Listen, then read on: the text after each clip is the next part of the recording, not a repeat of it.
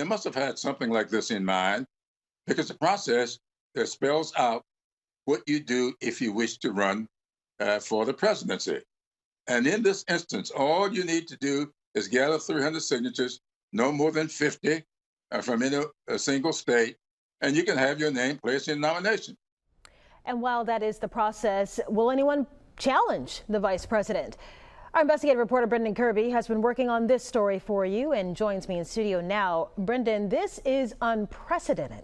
Yeah, it certainly is, Lenise. We've never seen anything quite like this. A sitting president quitting the race just weeks before the convention. Regardless of what happens in Chicago next month, it won't be anything like what the delegates were expecting just a few days ago. This is a moment that requires all good people. The upcoming Democratic National Convention was supposed to be a ho-hum affair, a carefully choreographed infomercial featuring a united party renominating their president for another term. But suddenly, Joe Biden is out.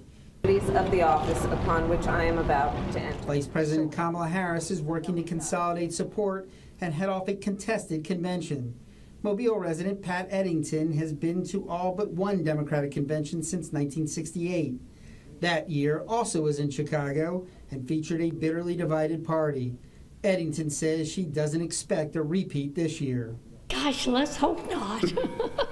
Eddington, who hosted Hillary Clinton at her home during the 2016 campaign, will be there in August.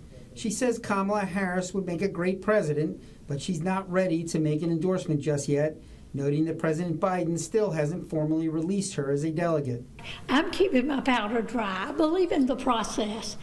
It's probably too late to have an open convention, but I'm going to give people a chance to want to run and qualify. We don't know who's out there who's thinking, hey, I can be president.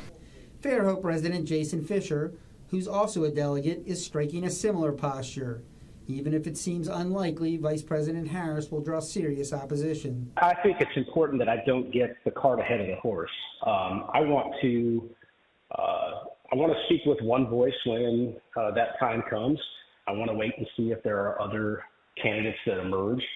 I fully expect that she will be the nominee, and my support will be there for her very strong. Not all of the delegates are holding back. Vivian Davis Figures, who's also a state senator from Mobile, says she hopes the delegates quickly follow the lead of Democratic elected officials who are closing ranks behind the Veep.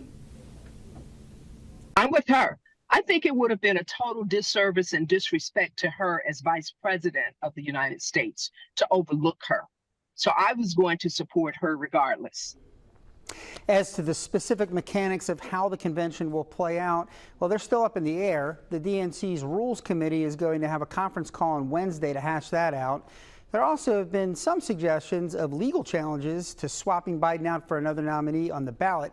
But Alabama's Secretary of State tells us there won't be a problem here as long as the Democratic convention picks a nominee. Reporting live in the studio, Brendan Kirby, Fox 10 News.